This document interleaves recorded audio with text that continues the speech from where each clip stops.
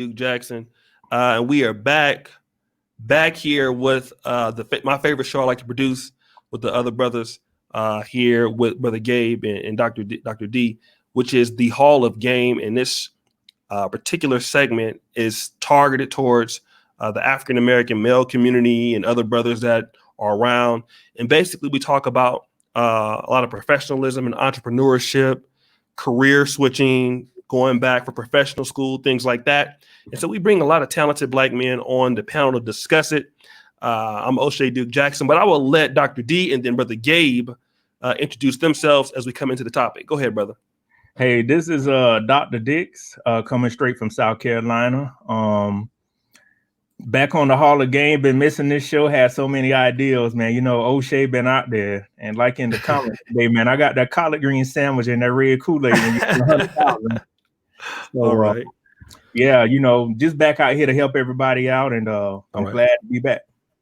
All right, thank you, brother. And brother Gabe, who is pretty much created almost, him and Dr. D, but Gabe is pretty almost like 60% of the Hall of Game topic. So, brother Gabe, go ahead and introduce yourself.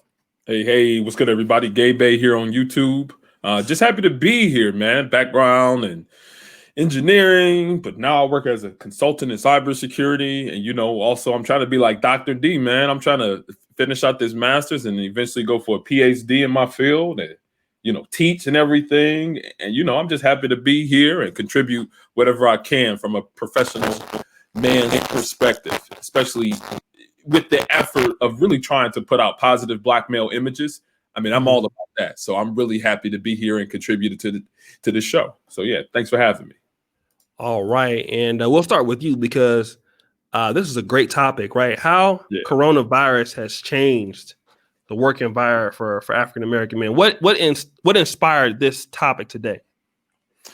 That's a good question. I think the inspiration comes from, one is that, right, this is kind of like a return to the hall type of feel to it, right? It's like we're coming back. And I think that at times when you step away from something and then when you come back to it, you're able to give a better kind of outside looking in type of opinion of things. So I think that the topic was inspired from really a lot of stuff that I've been doing, and I know other brothers have been doing during this coronavirus. I mean, I think a lot of times when we can look at the news, it looks super duper grim and down and just like everything is wrong and the economy is gonna explode and people are losing jobs. But I mean, I want to test to that, man.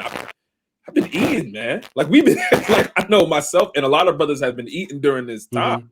And, I kind of wanted to bring that up so that we can kind of have some discussion about how have we progressed or what areas have we seen that have been a positive thing for Black males during this time. So that's been the primary foundation for the discussion topic.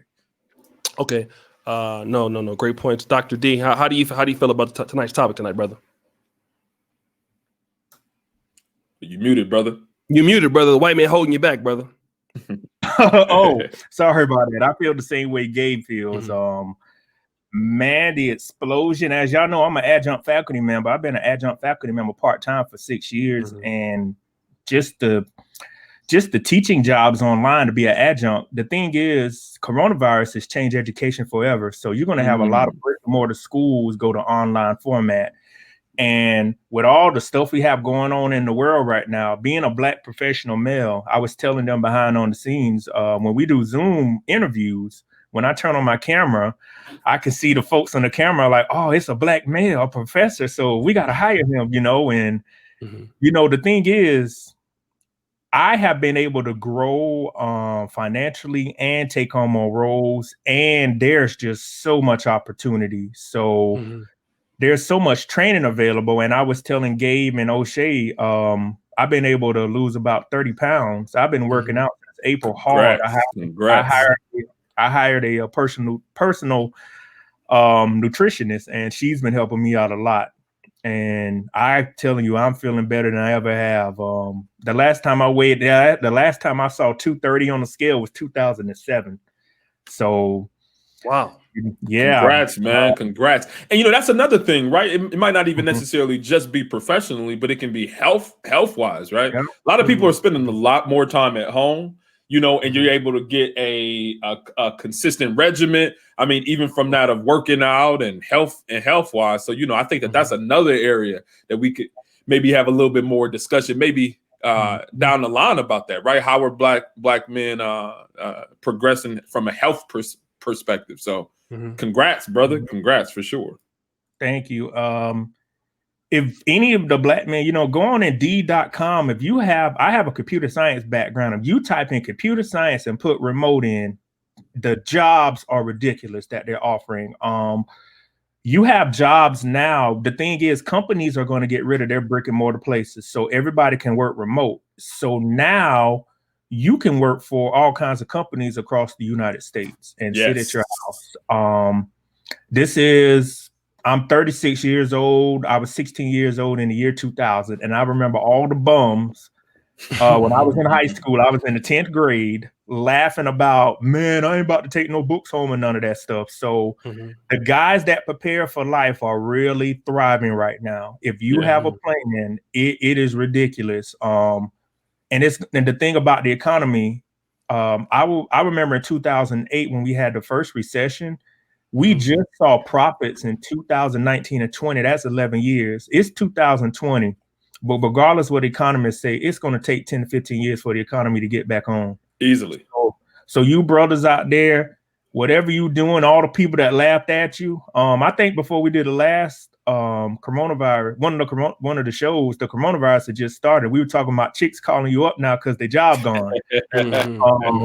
Right. So it is it's going to be survival of the fittest out here. And you black men out there, you blue collar dudes. One of the big things.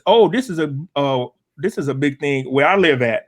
The rural areas, they are laying fiber everywhere. You can't get single mode fiber nowhere in the United States. So y'all blue collar brothers out there, they have to build things. They have to lay fiber down to build the infrastructure because they have to get internet to everybody. And blue collar brothers, I see a lot of them, man. The construction on the highway is still going. They building buildings. So a lot of people never stopped. A lot of people almost got to turn away work. So if you got a plan, as I said earlier, keep it going.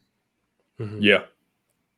And kind of even go ahead. Go ahead. No, I was going to say, even to that point, right? Even building that foundation, working from home. I mean, I think that Microsoft, they just recently had like a town hall for their organization, and they pretty much laid out a whole plan to say, hey, listen, you can work from home, right? From home from now until whenever. But they also put out a plan for 50-50, right? Working 50% from home, and then you can work 50% or 50% from the office. So, I think that organizations are definitely adjusted to the times. And I think that that's kind of being put out there because organizations have seen a lot of profit in being able to have employees be productive from a home environment. And, and I think that and I was telling Dr. D that this week I was doing like my annual kind of review with my managers. And one thing that I've been doing throughout the year is really looking at the services that we offer from our consulting firm and say, hey, how can I make this completely remote, right? How can I be able to collect the data I need? How can I be able to do penetration tests or incident response type of engagements? There's a whole bunch of cybersecurity stuff, but how am I able to do this stuff from the crib? And I got the highest rating for that because I've been able to virtualize so much of what we do on site. So I think that it's even a time where innovation, right, and new thoughts are rewarded. So this annual review, this happens and everything.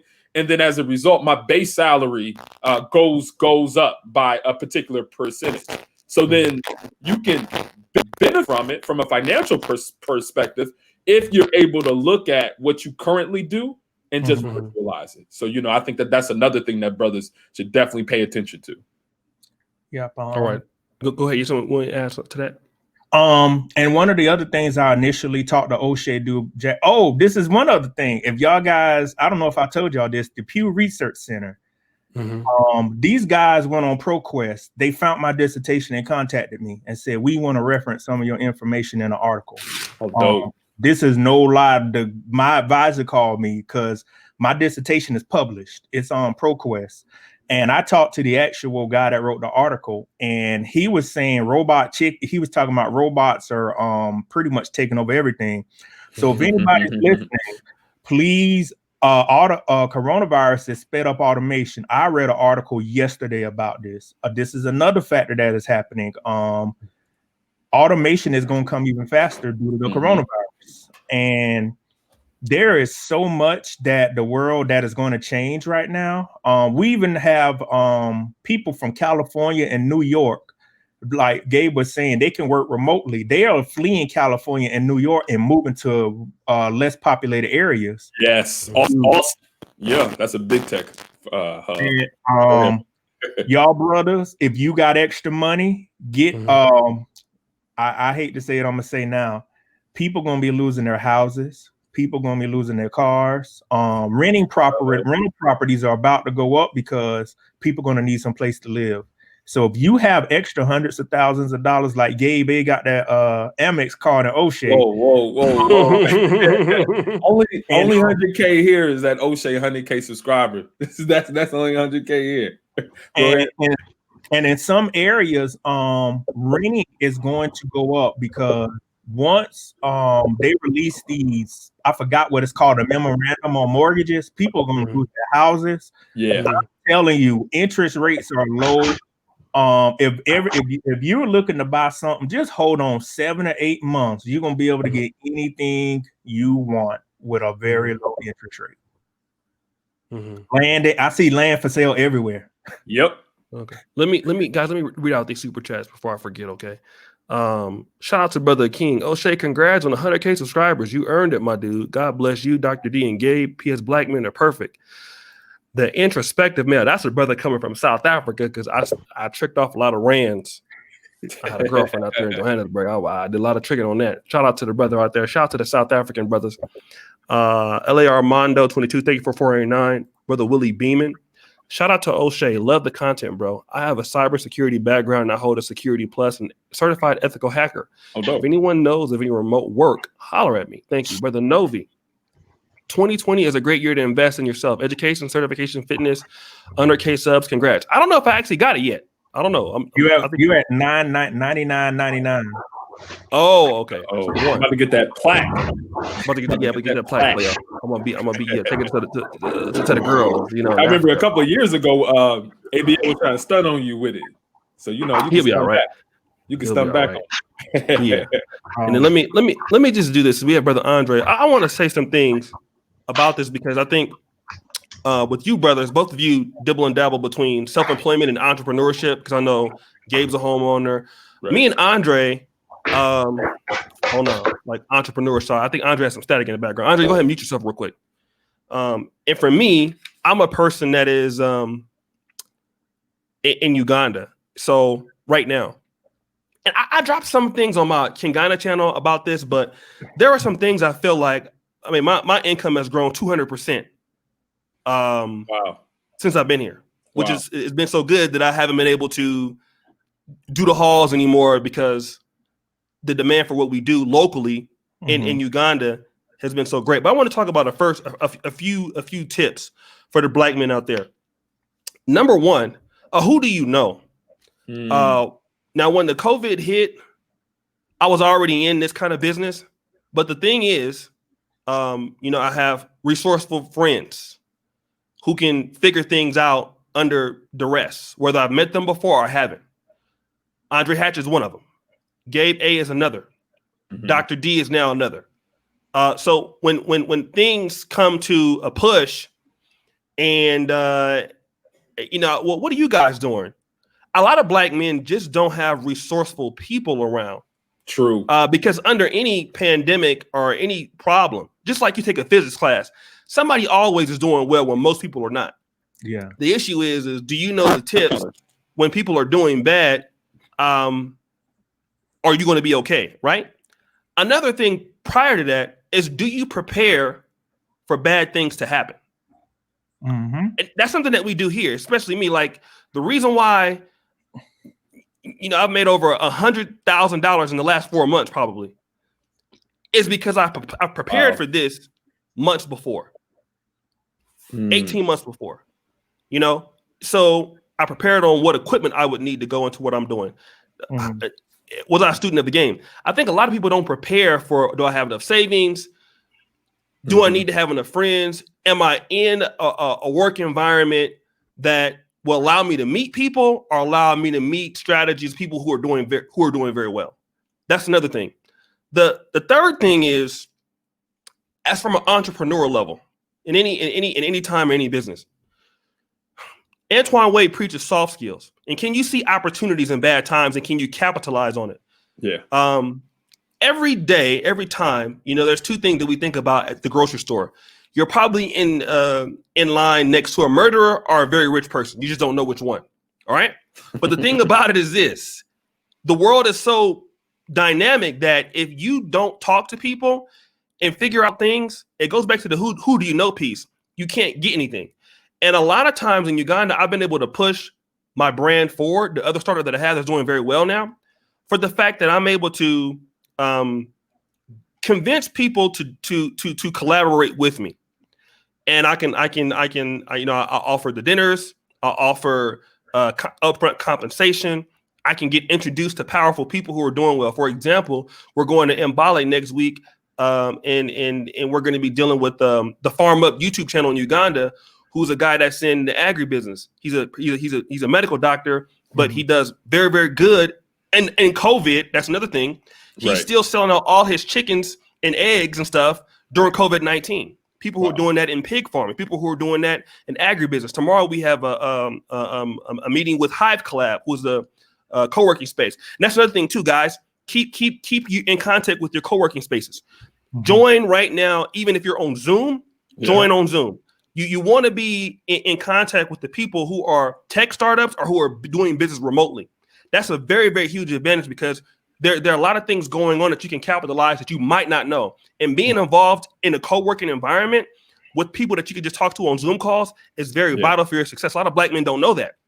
And so I think that all of those things, in the culmination of building a successful community around you to keep motivated, because during COVID-19, you know, a lot of people got depressed because their plans didn't go to fruition. My own personal medical school plans, Brother Gabe, and you were talking about that when we did a show about that. My own personal plans put me back longer than they needed to be. But at the end of the day, I was making sure that, you know what, while I'm here, I can't worry about those things. What can I manage? And I was able to continue to manage. And now the income that I have now is better than what most primary doctors make in the States as it is. So I want to tell Black men that your environments really, really, really, really determine who or where or how you're going to go somewhere. Your friends, I don't care if it's a bad economy, good economy. If your friends are shitty, you're going to be shitty. That's the fact. If you hang around broke ass niggas, that's the fact. If you hang around broke ass family members, that's the fact. You're going to lose. You're going to lose very, very big. So I want brothers to understand that right now, remotely is the best time to get involved in digital co-working spaces, tech communities, communities that are very people that have a proof of concept. A lot of times we deal with people that have good ideas with no proof of concept. Right. And if you deal with people that have good ideas with no proof of concept, you're going to fail. And the thing about it is to keep going. And soft skills, again, I want to say this. I'm able to, one of the things that you guys got to understand as Black men, a lot of times we're like tigers, and tigers hunt by themselves. You cannot get a lot of places you need to go without collaboration. Collaboration is very, very vital. And as African-American men, we're kind of standoffish and don't want to work with people too much. And the Black community, you know, we kind of got to get out of that. Other groups help each other. Other groups share information. Other groups get actively involved, know how to make friends. Again, it's about the soft skills of who do you know. A lot of times people, if they like you, they'll help you. And if they don't fucking like you, they're not going to help you do shit. At all. So, and I think it goes back to simple. This is the survival of this is the people who know how to make friends, the people who know how to hang around great people. These are the same success recipes in any time, good or bad economy that it is. I think a lot of people are trying to make it more than what it is, but that's what it is for me. And that's helped me grow the business. That's what's helping me continue the business and closing people. I'll talk about that later. But let me just shout out Super Chats and it's back to you, Gag. So Larry Villain, congrats on the 100K feature Emmy. Thank you so much. Darkman Jeff, so glad the Hall of Game is back. These YouTube streets are definitely missing this. I think so. Alex, I think so. Thank you. Kenny Conjo. Salute, brother O'Shea. Future 100K all day. Salute to the panelists that shows a direct contribution to why your sub count and support is well deserved. Coach, bring your ass on here, man. Come on, man. Maybe dribble me some listening in the laundry room. Oh, shit. Brother Lee Turner, welcome back, O'Shea. Thank you, brothers. Appreciate you, brothers. Go ahead and like the video. Go ahead, Doc. Or whoever else. Well, as O'Shea said, knowing people, I took another adjunct job. And the black lady is the actual head person. So I took the job to be a dissertation chair to help somebody write their dissertation. It's going okay. So the lady, I asked her, hey, do you know of the other school you work for? Are they hiring anybody? She said, yes, they are hiring. She said, send me your resume. Sent my resume to her. She said, I'm the boss over the program. So the guy you sent the resume to reports to me. Wow. And yes, I sent it to her and I'm waiting to talk to the guy. That's crazy because I think that's such a, especially in this space, it's not very much of value to be able to increase your network with positive and productive black males, right? A lot of times I think brothers want to kind of jump up on and try to just get their opinion or try to just talk about something that's happening in their life without really looking for opportunities where brothers are able to help each other move in a positive direction. I think with Dr. D, man, you've been a big influence to me, right? I was getting this master's degree to be able to say, well, now I'm ready to be able to go into a CISO role, a Chief Information Security Officer role. But I never considered transitioning into another stream of income that I have going on. So just even hearing your experience, how you even said that, hey, I was able to pay for my entire PhD from doing adjunct professorship roles, right? And I'm like, oh, yeah, what's the game there? Like, what's the information? I paid for all my trips. I mean, I owe some loan. I paid for the trips. Yep. This is no lie. Sometimes I was teaching 6 classes at a time. Wow. And but a lot of the classes, this is the rule now. There is no lecturing because they told us 45 minutes takes up a student's day. Yeah. I got a new position. It starts in November for another school. They're using Blackboard. See, these are the things. A lot of schools are going to D2L, Blackboard, Moodle. Those are the learning management systems. So let's talk about like what is involved in that, right? Because as an adjunct professor, you're monitoring what the students are doing. You're getting information back. You're answering questions. That's why you're able to do 6 of those, right? So just to kind of just complete this one point, is that I think that being able to network with brothers like yourself, positive black brothers on YouTube and just virtually in general, I think that it will provide us with a more positive outcome rather than it just ending in just some beef or some bickering between brothers. So go ahead, Dr. D.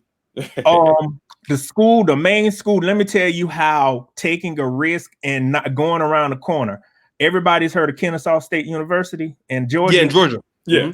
Let me tell you, in April, before I got my doctorate degree, I wrote them and said, hey, I will graduate with my doctorate degree. No, in March, the guy wrote me back and said, Dr. Dix, we need your unofficial transcript. We are about to do the process of hiring you. Wow. So it took 2 to 3 weeks. They did all the paperwork. My girl and I drove all the way to Kennesaw, Georgia, so I could sign all the forms. Yeah. I have 45 students and I am teaching them computer hardware and software. I'm actually relearning how to do Boolean expressions and circuit diagrams. Wow, that's what's up. And online, sitting from my house, and they already wrote. See, since I have a doctorate degree, I can teach bachelor's, master's, and I can teach doctorate classes. And a lot of the students say, you're the same age as me. I'm 36 years old and I'm teaching 45-year-old students. They're getting like bachelor's and master's. And I rewrote a course for another university out in Phoenix. It was 8 weeks. It's a master's degree in technology. And the lady, I just got the check in the mail today. I rewrote their whole course. I rewrote their whole graduate course, and she said, well, we're going to submit you to see if you could teach school too. So just a little insertion here. All during the pandemic, All during the pandemic. I mean, a lot of times there's these conversations about brothers with degrees think there's something or this and that. No, it's not like a thing to bolster ourselves over other brothers, but rather it's saying, hey, this is an opportunity that you can get into where you're able to eat like Dr. D. All right. In 2018, off of that one school I was teaching for, I made $57,000 part-time. Wow. Part-time? Part-time. Come on. That was just one school. And soak it up, brothers. Just soak it up. If you don't believe me, go to a school website. You don't see many of us as adjunct faculty members. O'Shea gets his medical doctor. When O'Shea becomes an MD, there are people that want to hire. I see pharmacology. I see all types of things. SMEs. Oh, that's another big thing. I've been getting into SMEs. There are people that want to pay me. I've already talked to them just to be a SME to look over their curriculum, because we need somebody that has in-depth knowledge to look over the curriculum. So, brother, SME stands for subject matter expert. So somebody who has that background and is pretty much coming in as a consultant to pretty much evaluate and pretty much put your stamp of approval on something, whether it's a program or something along those lines. Yeah, brothers, just get out there. I started applying in February to jobs. I've applied for about 400 teaching jobs in the last month.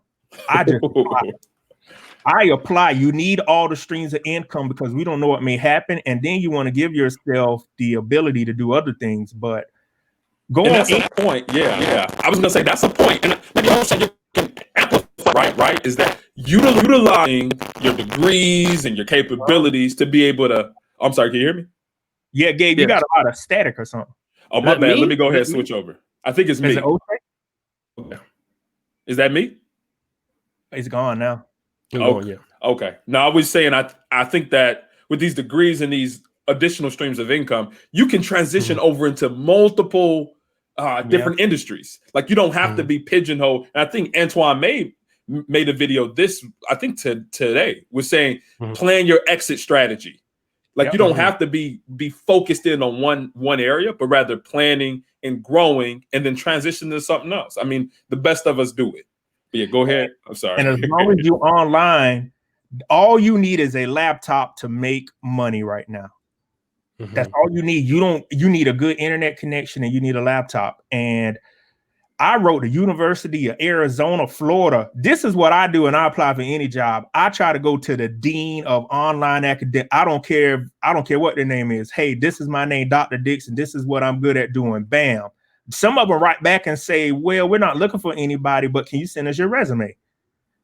Yeah. Why? Everybody submits an application. Find a different way to get your foot in the door. A lot of brothers are smart in technology, engineering. Y'all blue collar brothers could be SMEs. You don't have to be a professional brother to be a subject matter expert.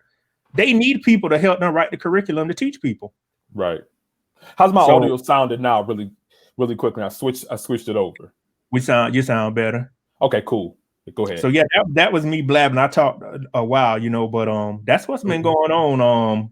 Brothers, the opportunities are endless right now. You got while everybody's bitching and complaining about a stimulus bill, what people don't realize, this is not going to last forever. The coronavirus is not going to last forever. When the life is on a pause right now, what people not realizing, once the pause button is pressed down and it comes back up, life has to speed back up. So there are going to be a lot of millionaires made once this is over, and I'm trying to get my share of it. Let me shout out to Larry Villain. Congrats on 100K. Oh, I did already. This brother, congrats on 100K. Even though you blocked my HOG and Unchained account, it's all good. I ain't mad at you. Well, brother, you said I was suspect, so I had to get your ass up out of here. But let me. I was going to ask you the question too, Osha. Yeah, go ahead. What'd you say? Now, so I was going to ask you the question: How have you been able to transition and grow in the business that you've been able to do? But yeah, go ahead. So, I wanna take that into section A and section B. Sure. So, the first thing is from an entrepreneurial standpoint. I have about 3 steps if you're an entrepreneur in tough times, are in a time like COVID-19. For me, number one, I understand talent. I understand other talented people. So, and I like people who pay attention to detail. For example, the videographer that I have now that I brought from Kenya, I noticed that I don't know anything about cameras or anything, but I noticed that when I met him in 2018, he pays attention to detail, and he was a person that has talent that many people couldn't see. So I realize people that have talent, I recognize it all the time. Second thing is when I want to partner with somebody, and all this is about under the section of collaborations, it's my duty as a small business entrepreneur to close people. So if somebody comes to me or if I go to them, for example, DJ Nacello, who's one of the biggest DJs in Uganda, I had to close him. I didn't know him, but I knew that he was a very talented guy. And I just had to close him on the pitch. What will it take for me to work with you? You tell me what I need to do. I left the ball in this. And I noticed that the more I've done that, the further I've been able to get, because you can only get so far as an entrepreneur based on collaborations. Like you could even do well to certain, but you can't do great. You need help, right? You need people that can expose you to different things, expanding your community. And all of this is about building a community around what you do. Just like, this Hall of Game is really as a community of professional Black men that bring this whole concept together. And you take the talented people to build a community around yourself, right? Money and all the rest of those things happen later, right? But if you build that community and seeing people and closing people and allowing them to work with you and modify what you do. And then another third thing is that if you're a struggling entrepreneur, what systems are you using? Okay. I want to talk about that. A lot of people don't understand that developing systems fail or make businesses.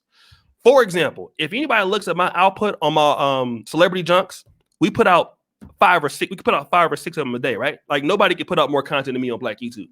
Right. That's because whenever there's a problem in the business, and COVID-19 is a problem by itself, but COVID-19 isn't a reason why your business should fail.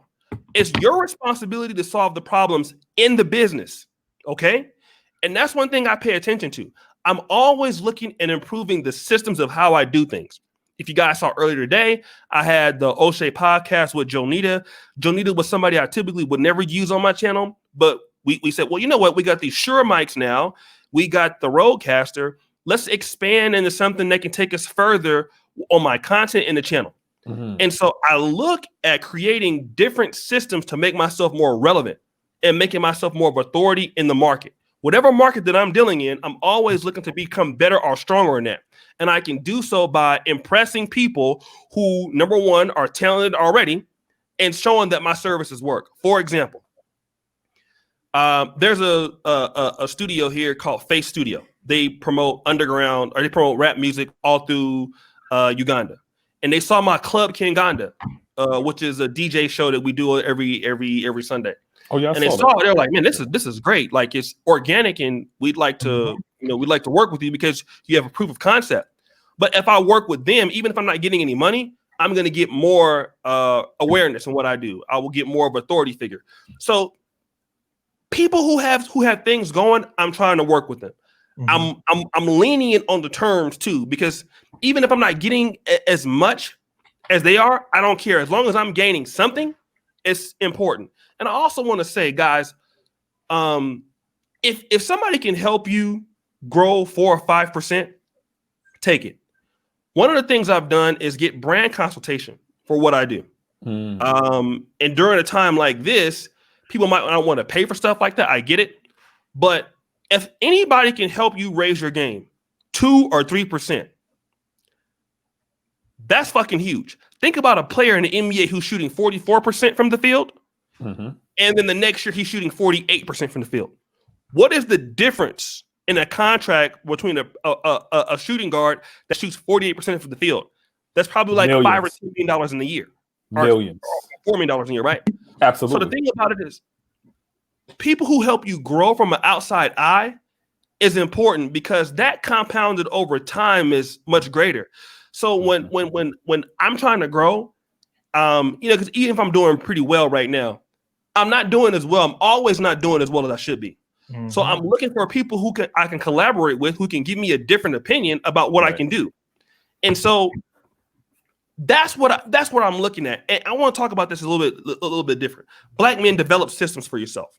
Mm-hmm. If you're in entrepreneurship, any system, even if you're working every day, what time do you get up? What time do you go to sleep? What time do you do everything every day? How much time you have? That's a system. If you don't have those, you will fail in any pandemic or any time.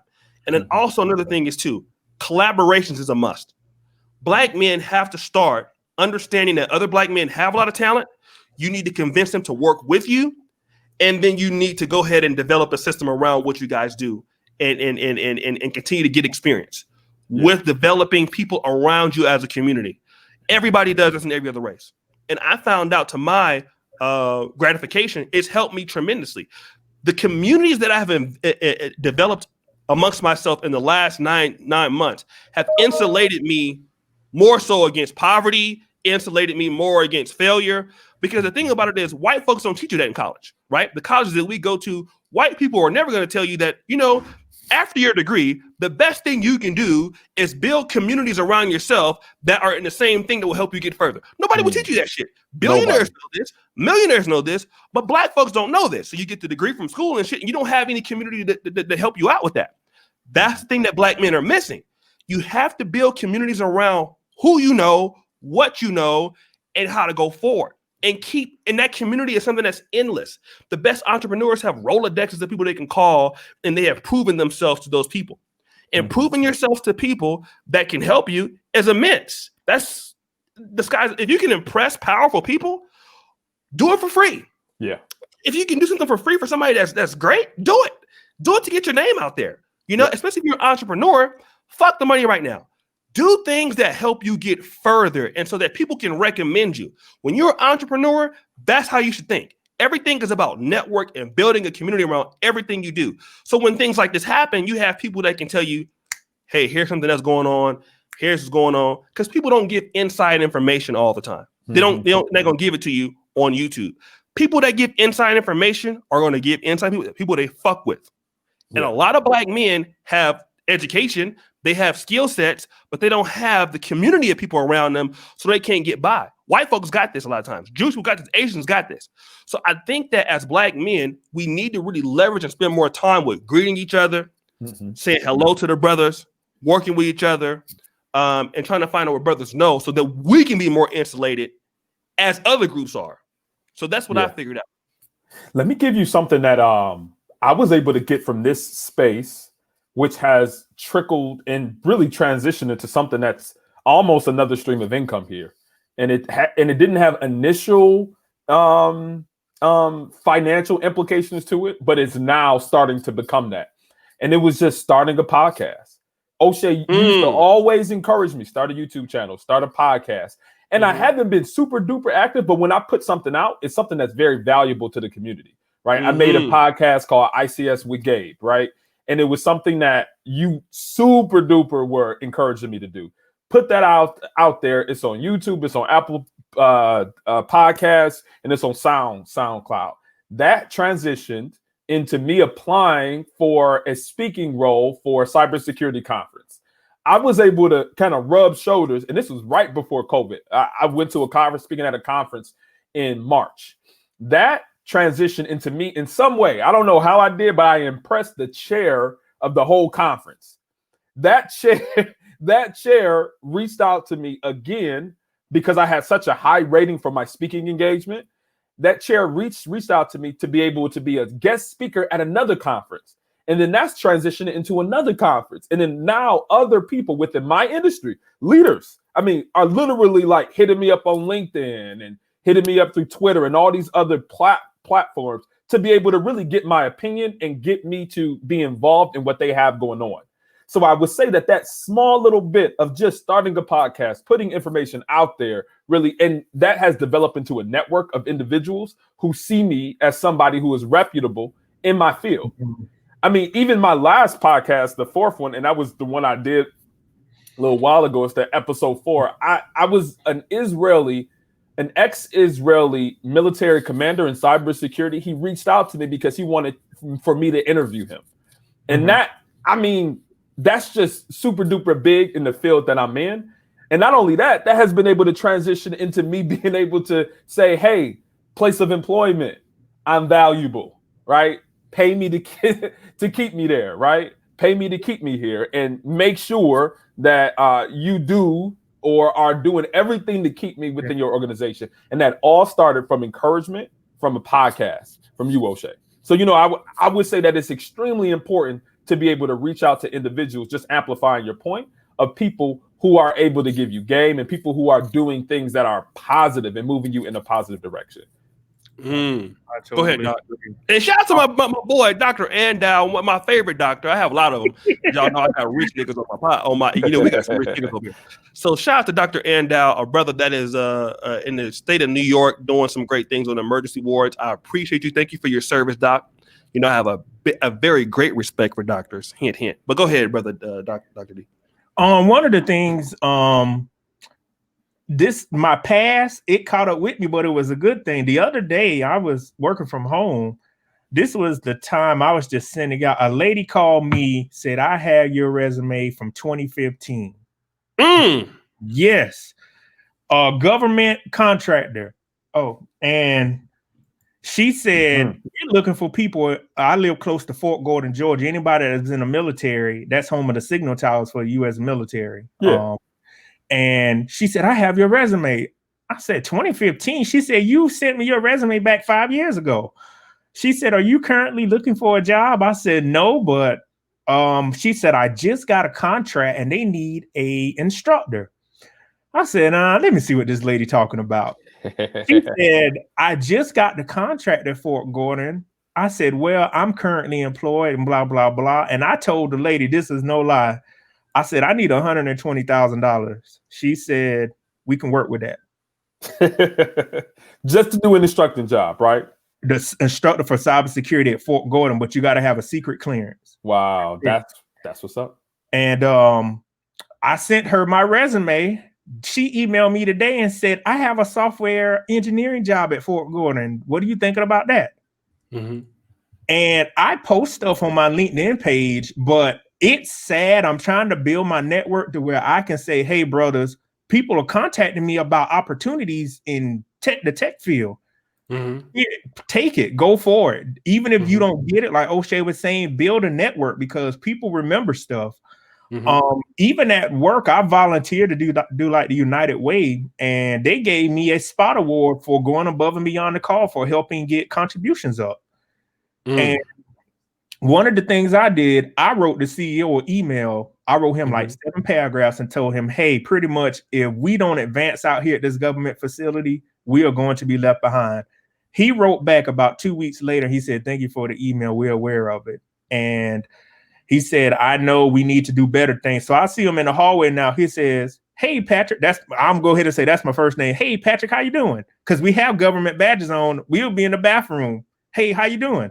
So all of those executives and the CEO know my face. My fiance was like, it took somebody with balls to write an email like that. Pretty much I asked them for a job and said, hey, you need to make me the head of this stuff so I can take this place to the future.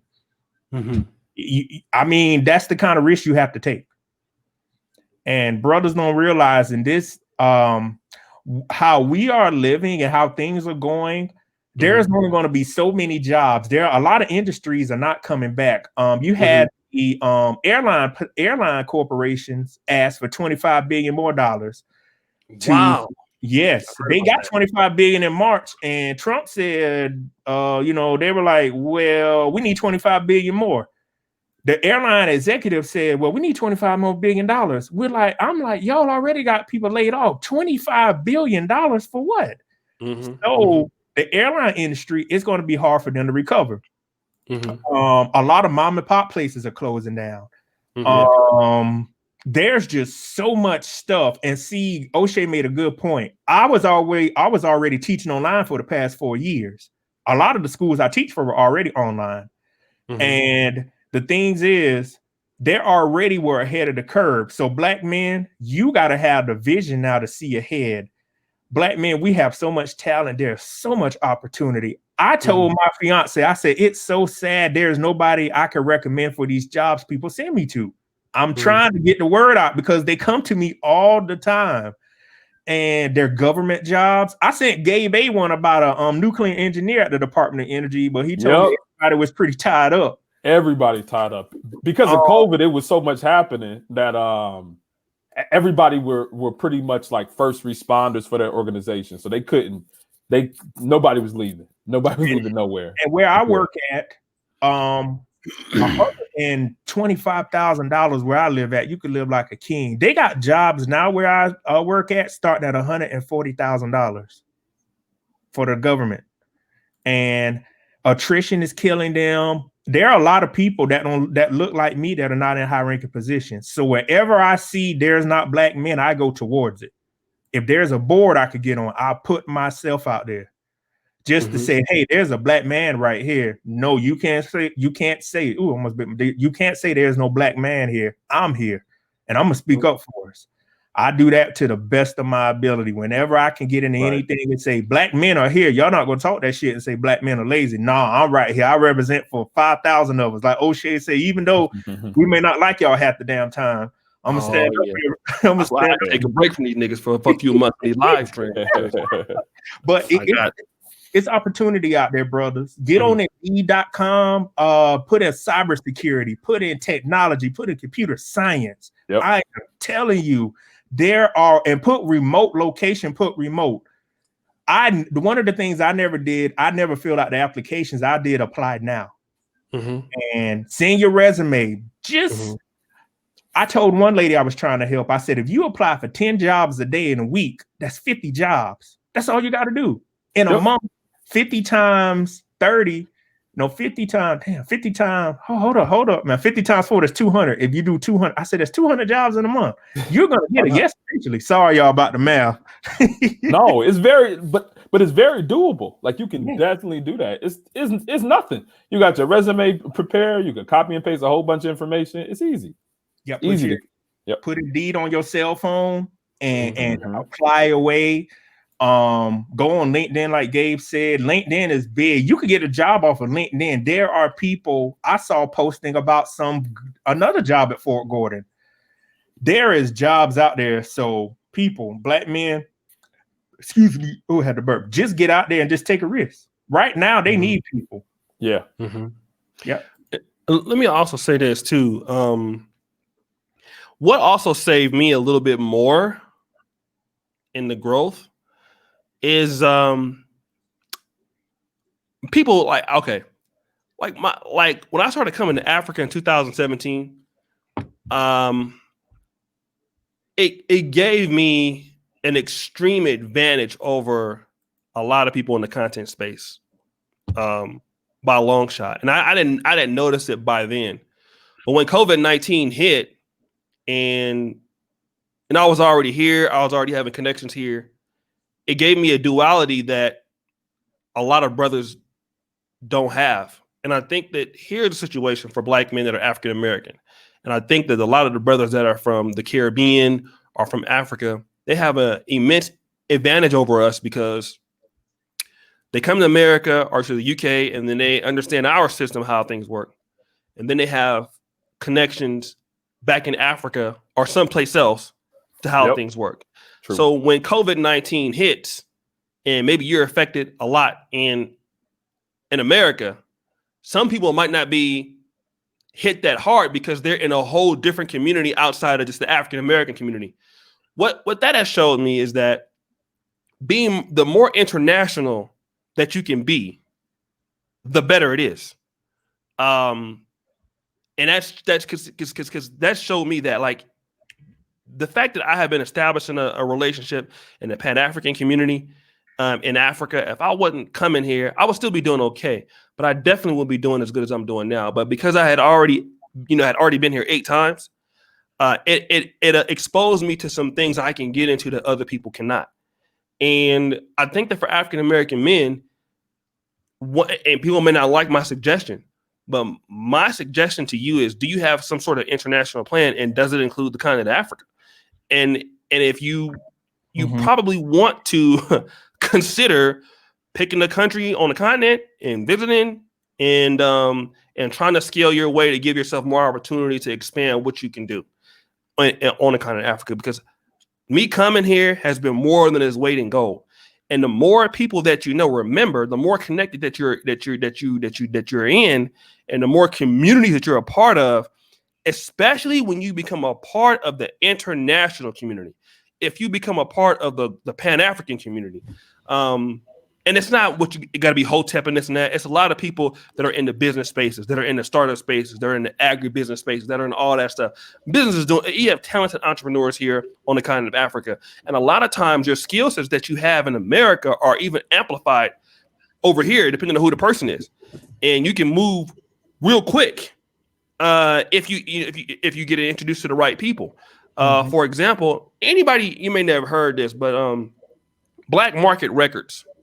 Black Market is a hip hop company out of Sacramento, California, owned by Cedric Singleton. If you've heard of Brother Lynch, Sibo, X-Rated, guys like that from the West Coast, you guys know who Black Market is. Cedric Singleton used to live across the street from me when he's from Ohio.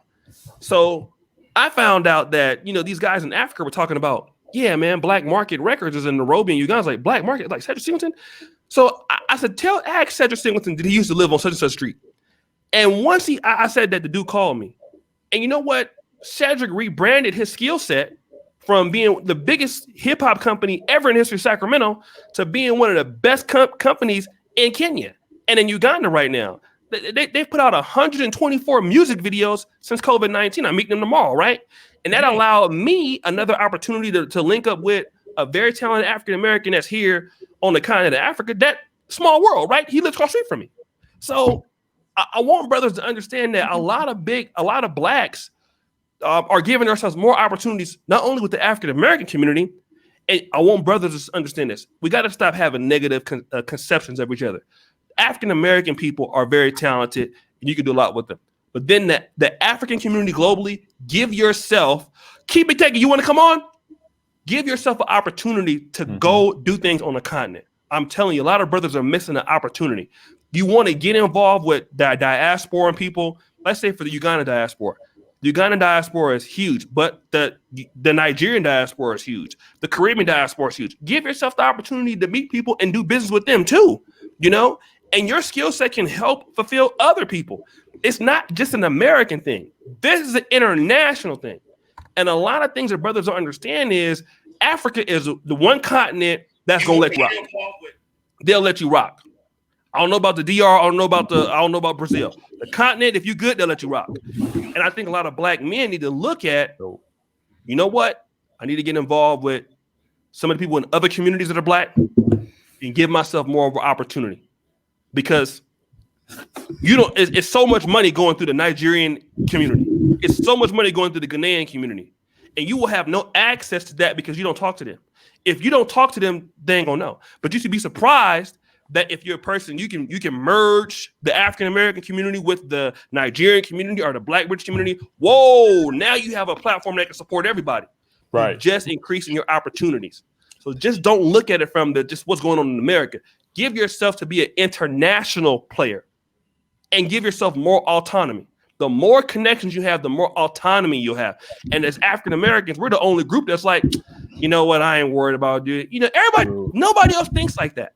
The Nigerian guys are everywhere. Poland, Japan, Sweden, Switzerland, the UK. They got connections. Even they were bringing WizKid to Poland, Germany. Hey, man, they're doing business everywhere. The African-American community is just strictly in America. We have to get out there and start competing in other markets too.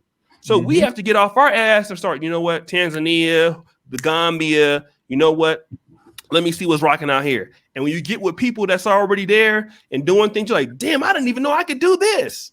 Boom. You didn't hit a lick and didn't even know it because you can get another partner.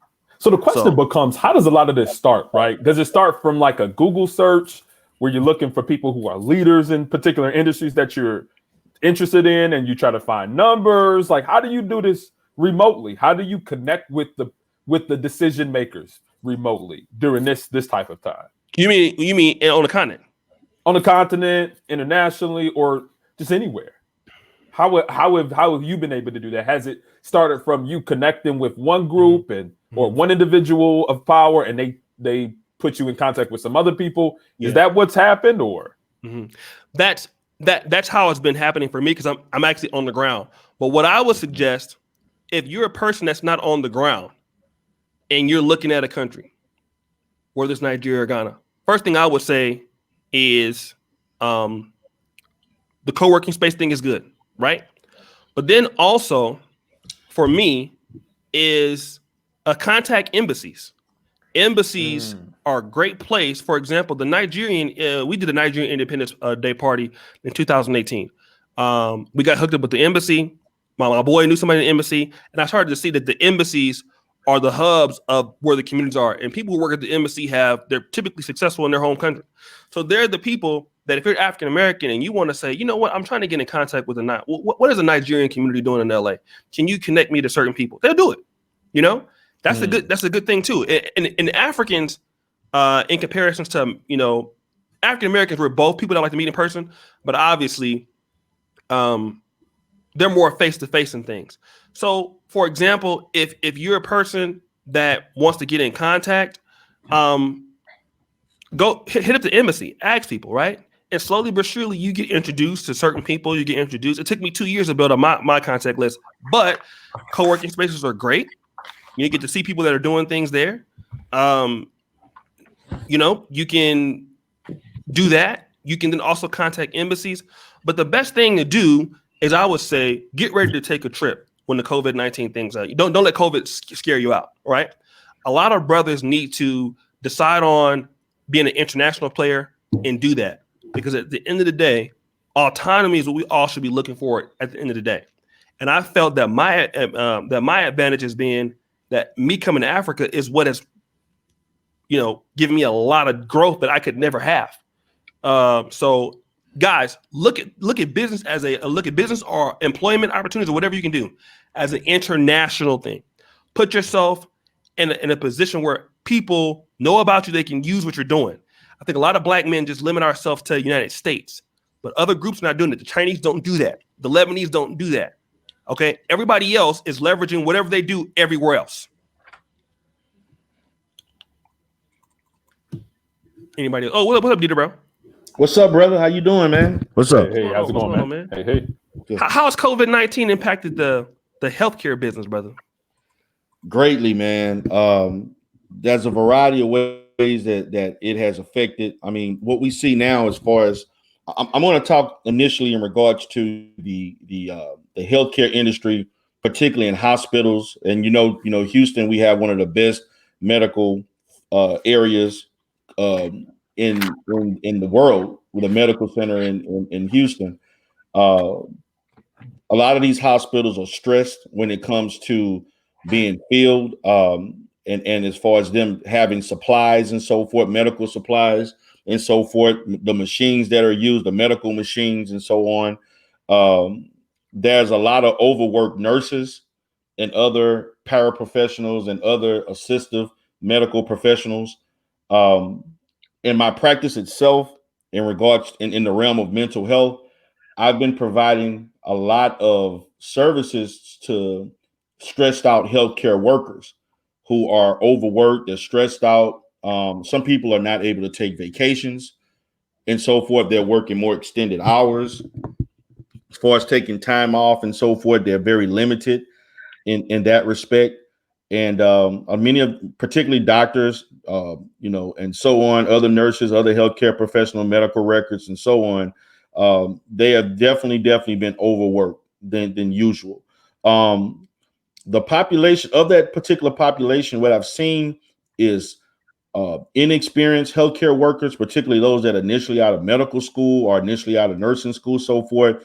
They've pretty much, in my opinion, have been hit the hardest in regards to having a great deal of anxiety and stress due to the lack of experience and gaining more experience working in particular areas. And they're feeling it really bad in as far as in the state of Texas, and particularly in Houston. As it relates to mental health, my businesses, my locations have been greatly affected because we're not before COVID, we depended a lot on the amount of people who would come to the office for outpatient care.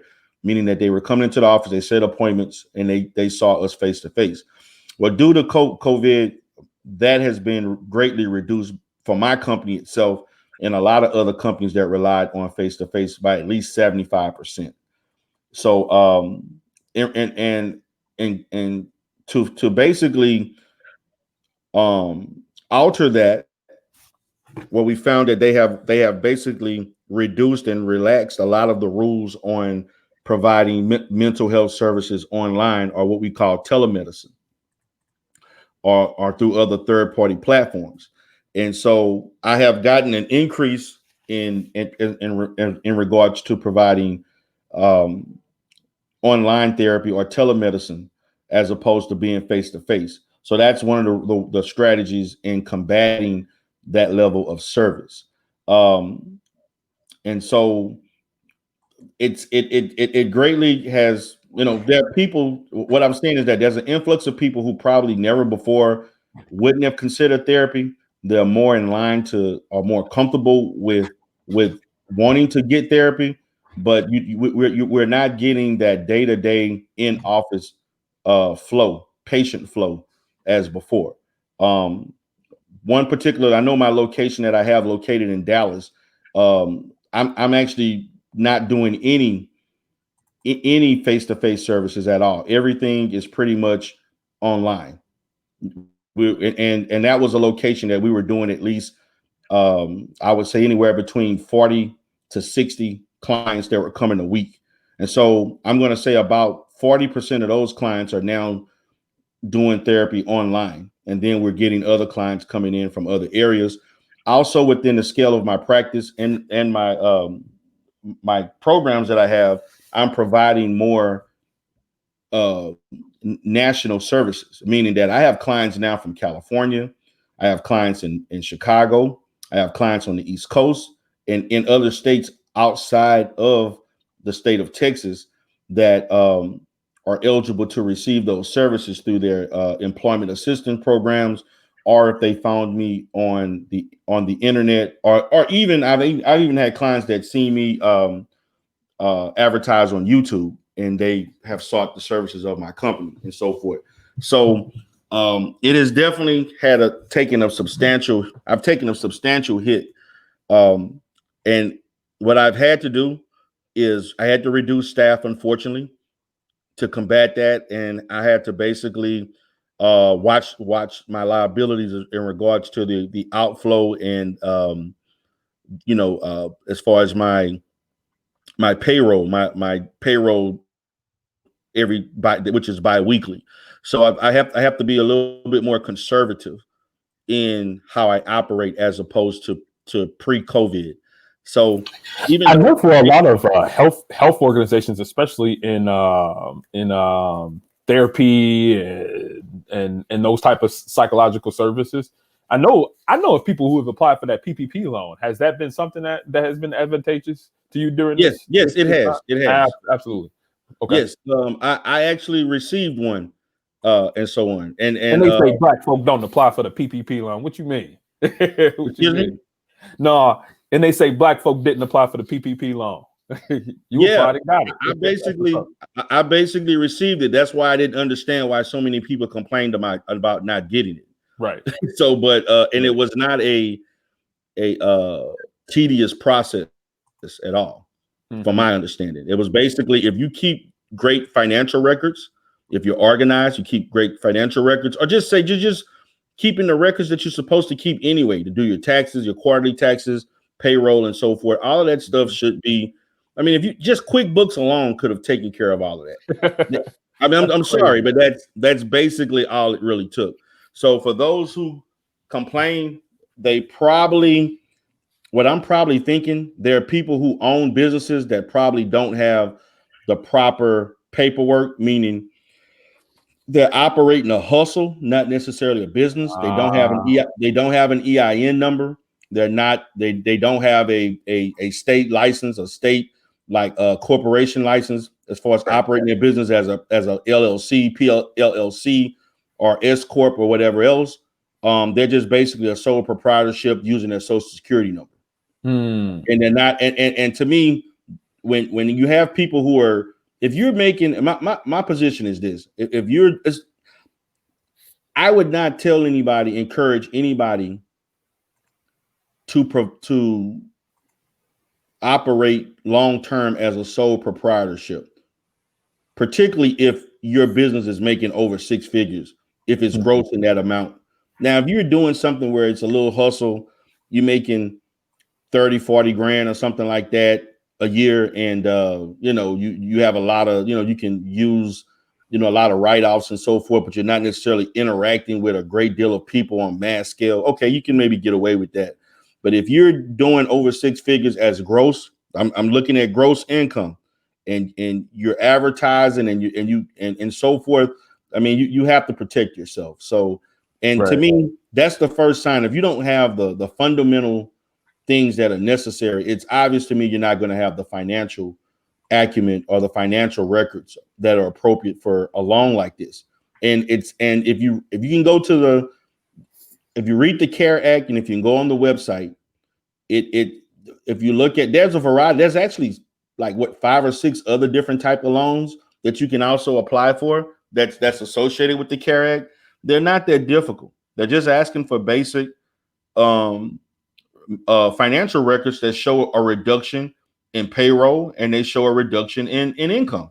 And that's how they're going to they basically are giving you that money so it can somewhat supplement your loss of income, so that maybe you can extend your people working or have cash flow to operate your business.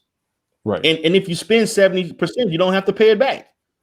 But you got Negroes like that other guy who basically had $1 million, and he want to go buy a Lamborghini, and this is what Negroes were doing. And matter of fact, that was a guy probably a few months ago that was in Houston that did the same thing, where he got like over $1 million, and he ended up going to jail, was being charged because he used the money for personal reasons. When they're giving you that kind of money, you can't write that off as a business expense. That's a luxury item. And see that. So kind of what I'm capturing from what you're saying is that you've been able to thrive during this time just from doing I have been able to the business, just from doing the business basics, right? Just for having integrity in your business, you've been able to thrive, right? Rather than regress like a lot of people are making it out to be in this time. Yes, I just had to restructure. All you basically have to do is restructure your business. And in restructuring your business, yes, I had to reduce payroll a little bit. Yes, I had to cut some things that I was doing because it's not applicable to the fact that I don't have the amount of in-office patient flow previous to COVID-19. But even though I had a reduction in that, I've had an increase in online presence. So it kind of goes hand in hand with each other. And that's basically the nature of the business now.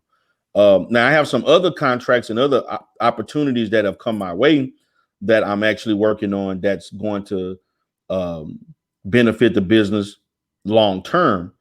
And of course I had to, make accommodations for making sure that, my clients have masks and stuff like that, and my staff, because we provide services that allow people to come to a program that we have for adult mental health clients, that they can have services for a certain period of time during the day. It's basically an intensive outpatient program that's basically a mental health behavioral based program in which they're learning life skills and also getting group and individual therapy during the day for 6 hours. But outside of that, things are fine. I don't see anything where, I just had to make those adjustments. And I think it's imperative when you're in business, you have to adjust to the current climate. Absolutely. Yeah. So Shay, Dr. D. Yeah. So let me do this, man. It's been about, we're gonna close it out, brothers, because I gotta work. I gotta get to work on the rest of this stuff, players. But I definitely appreciate you Negroes, and we'll try to do it again maybe tomorrow. if we can do that. Just give me a topic, guys. But thanks for the support, brothers. We are about to hit 100K on the channel. It's been a long time, but I definitely thank the hall for coming on. Last words from the brothers, and then we'll go ahead and close it out. I can start off because I'm gonna have to drop off now. Yeah, but thank you for having me, O'Shea. Thank you, brothers, for coming up and really giving some of the experience. And I think the point that I want to amplify in some of the pieces that all the brothers have been bringing out is that, I mean, if you're doing your due diligence, if you are focusing on your productivity, if you are networking and increasing your network with positive brothers and positive individuals, I mean, there's no way that you can lose during these particular times. And if you are losing, I think that if you stick to the basics, right, having those positive relationships, having that network of individuals, I think that it will positively impact your comeback. So, you know, just happy that we are able to have another Hall of Game, kind of the return of the Hall type of thing. So, you know, just happy to be here. And yeah, man, looking forward to contributing more in the future. Thanks for having me, y'all. All right. And yeah, anybody else? Yeah, just appreciate you for having me on. Sorry I came in late, brother. Just tried to come in as soon as I can. Appreciate it. Again, man, I'm just going to say, you know, I mean, I think that if you operate in a business, you just have to adjust to the current climate. You just have to operate your business different. You have to be more conservative. Make sure you have your paperwork and all your, you know, all of your financials in order. So other than that, peace. Appreciate you for having me on, O'Shea. All right. And Dr. D, go ahead and holler at him, player. I appreciate coming back on. It's great to be back. And whenever we can meet up again, you know, we're going to keep spreading the game and just helping y'all become better black men. All right. And I'll try to definitely get back on the topics, guys. We're going to improve this by a lot. So, you know, we're going to have a lot of maybe one-on-one halls, group halls, pre-recorded ones where we do some editing, things like that. So we have a lot of good things. Thanks for the brothers for sticking with me. We'll have Brother Hassani on and Keep It Techie. So I'm trying to basically, let me put my ugly stuff back on here. So I'm trying to basically do this a little bit more. I do have a heart for the African-American male community. So, you know, sometimes I can get caught up with some of the other things, but this is where I like to be able to be at. So we'll definitely be here no matter who watching. I'm going to commit to coming back and bringing the hall back. So, guys, thank you so much. Subscribe at the bell. Thanks to all the brothers in the chat, and we'll see you guys next time. Peace. Peace.